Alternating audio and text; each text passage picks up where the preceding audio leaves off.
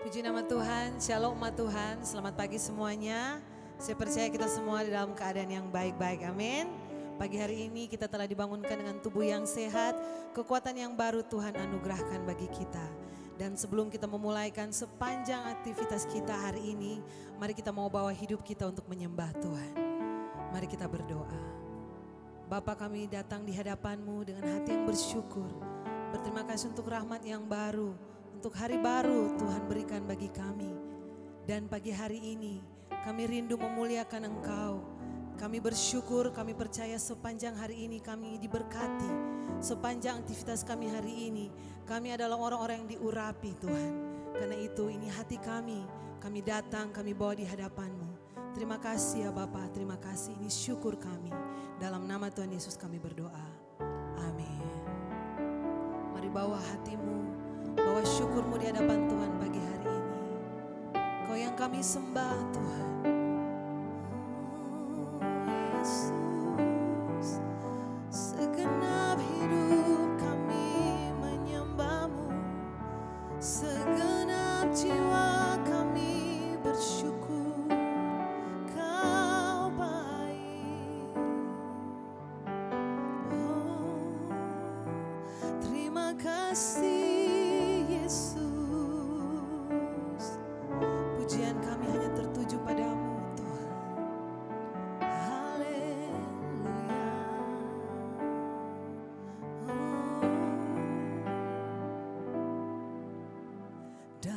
Setiap langkah Kau ada, dalam kesesakan Kau hadir, lewati sukaku, lewati dukaku, ku serahkan semua. Tempatku berharap hanya Kau, tempatku bersandar bersama. Lewati sukaku, lewati dukaku, serahkan semua, biar jadi persembahan bagimu. Segenap hidup, segenap nafasku jadi persembahan di bawah kaki-Mu.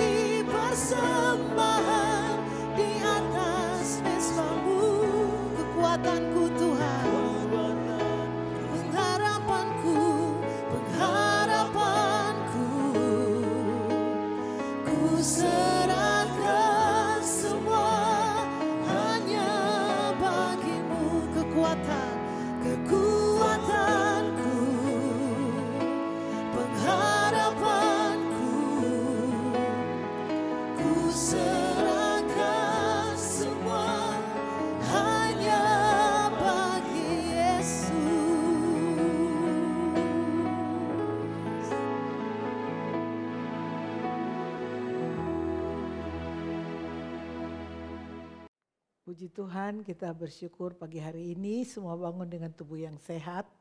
Kita sudah menaikkan pujian kita, syukur penyembahan kita kepada Tuhan. Dan mari kita akan merenungkan firman Tuhan bersama-sama.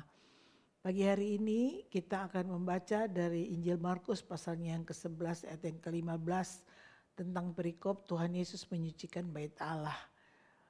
Masih ada hubungan dengan pencurahan Roh Kudus. Bagaimana sesudah zaman Tuhan Yesus selesai, Tuhan Yesus kembali ke surga dan dia memberikan Roh Kudus tinggal di dalam hati kita. Jadi di dalam 2 Korintus dikatakan bahwa tubuhmu adalah bait Roh Allah yang diam di dalam kamu. Mari kita lihat bagaimana Tuhan Yesus itu punya perhatian dan fokus kepada bait Allah. Dari Injil Markus pasal 11 ayat yang ke-15. Lalu tibalah Yesus dan murid-muridnya di Yerusalem. Sesudah Yesus masuk ke bait Allah, mulailah ia mengusir orang-orang yang berjual beli di halaman bait Allah. Meja-meja penukar uang dan bangku-bangku pedagang merpati dibalikannya. 16 lanjut, dan ia tidak memperbolehkan orang membawa barang-barang melintasi halaman bait Allah. Lalu ia mengajar mereka katanya, bukankah ada tertulis, rumahku akan disebut rumah doa bagi segala bangsa, tetapi kamu ini telah menjadikannya sarang penyamun. Dari 3 ayat yang kita baca ini kita melihat bagaimana waktu Tuhan Yesus masuk ke kota Yerusalem dan Tuhan Yesus pergi ke bait Allah, maka apa yang sangat membuat Tuhan Yesus marah adalah waktu Tuhan Yesus melihat keadaan, situasi, kondisi di bait Allah. Di ayat yang ke-15 dikatakan bahwa dia mengusir orang-orang yang berjual beli di halaman bait Allah. Artinya orang-orang yang datang ke bait Allah itu tidak semua orang masuk dan beribadah di dalam bait Allah. Ada orang-orang yang tinggal di halaman, jadi mereka bilang aja pergi ke bait Allah, ke rumah. Tapi bukan untuk berdoa, bukan untuk beribadah.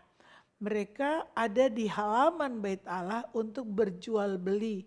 Jadi satu kondisi berusaha, berjual beli, satu keadaan di mana mereka mencari keuntungan. Di mana waktu orang pergi ke bait Allah untuk berdoa, tapi mereka ada di bait Allah untuk berjual beli, mencari keuntungan. Juga meja-meja penukar uang dan bangku-bangku pedagang merpati dibalikannya. Jadi di halaman bait Allah itu terjadi kesibukan orang-orang berjual beli, tukar menukar uang, dan dalam kemarahannya dikatakan bahwa cinta untuk rumahmu menghanguskan aku. Jadi kalau Tuhan Yesus saja punya cinta kepada bait Allah, punya perhatian, punya concern, dan Tuhan mengusir orang-orang yang berjual beli, tukar menukar uang. Jadi orang yang mau masuk ke bait Allah membawa persembahan itu mereka menukar uang di halaman bait Allah itu.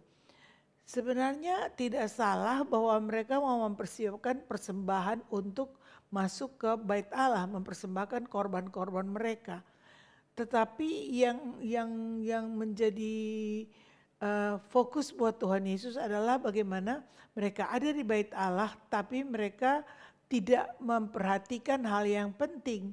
Mereka punya fokus adalah mencari keuntungan dan mereka sibuk dengan hal-hal yang mengganggu konsentrasi yang sesungguhnya yang ada di bait Allah.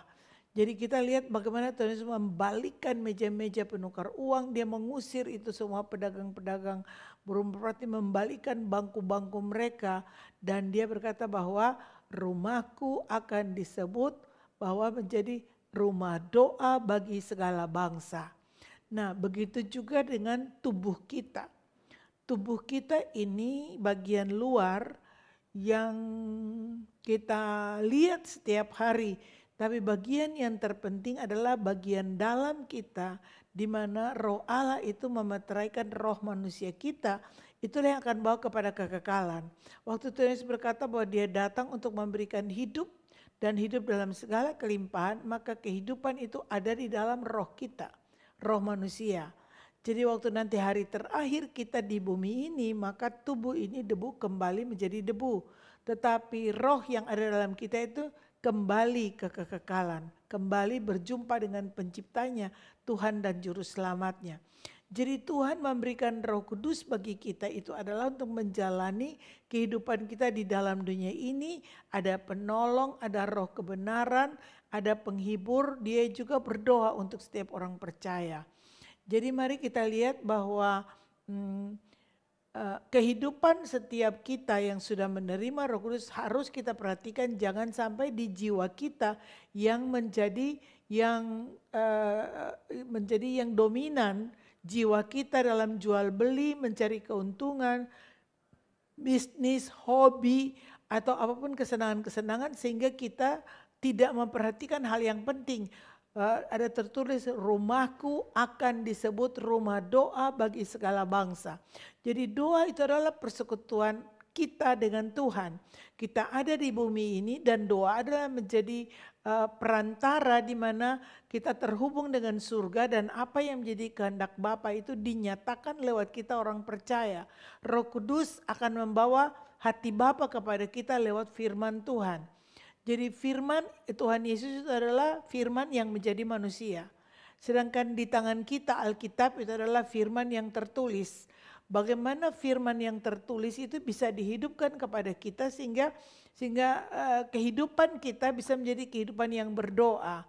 Berdoa bagi segala bangsa, berdoa bagi tetangga, berdoa bagi keluarga, berdoa bagi orang-orang yang terhubung dengan kita. Mungkin Tuhan ingatkan kita akan seseorang, kita bangun pagi, kita berdoa, kita berjalan dan kita ingat seseorang, bisakah kita mendoakannya? Karena kalau pikiran kita cuma terfokus semua, didominasi oleh semua keuntungan, oleh kondisi dunia ini untuk mencari keuntungan bagi diri sendiri, maka kita tidak bisa lagi menjadikan rumah kita, menjadikan diri kita menjadi pendoa bagi orang lain.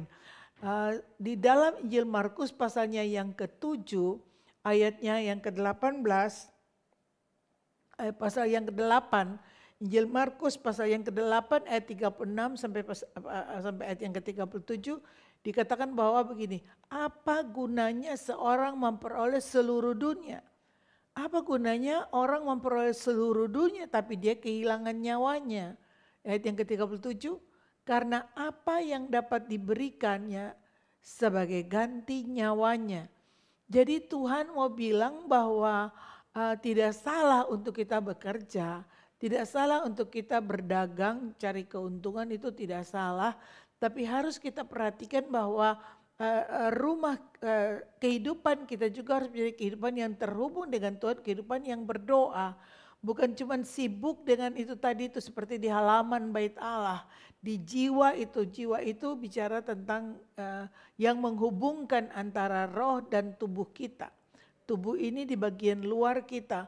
Kalau tubuh kita hanya memikirkan hal-hal yang jasmani saja, di terjemahan dari versi mudah dibaca, saya bacakan dari Markus 8 ayat 36 dan 37 dikatakan begini, tidak ada gunanya orang memiliki seluruh dunia jika ia kehilangan hidupnya.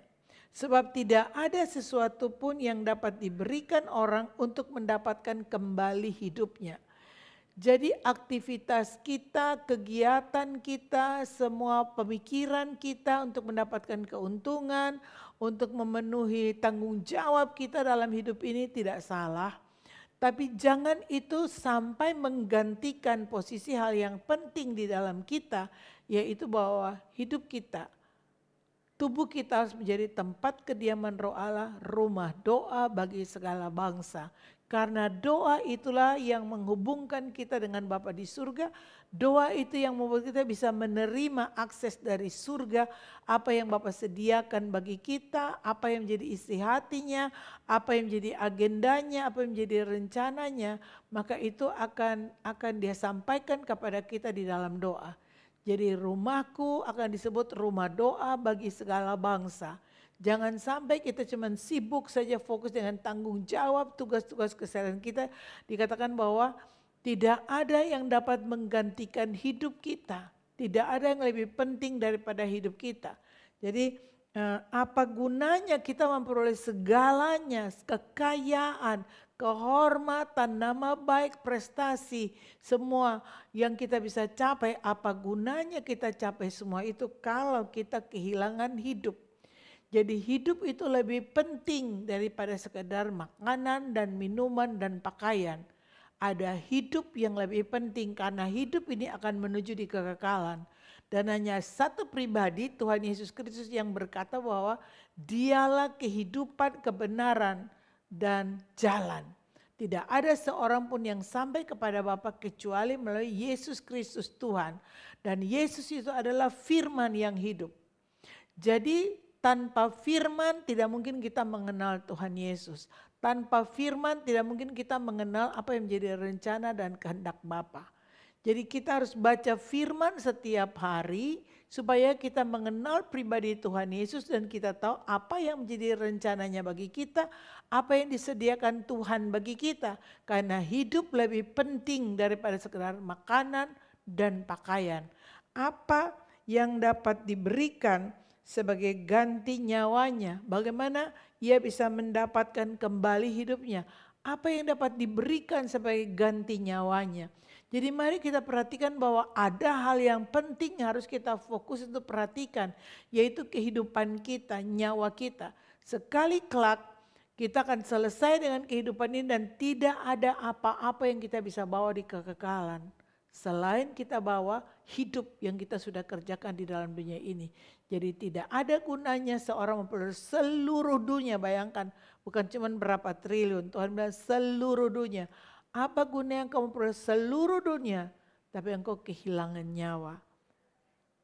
Bangun pagi, langsung pikiran kita kemana? Apakah kita langsung pikirkan pekerjaan kita, tugas-tugas kita dan usaha? Kita harus melatih.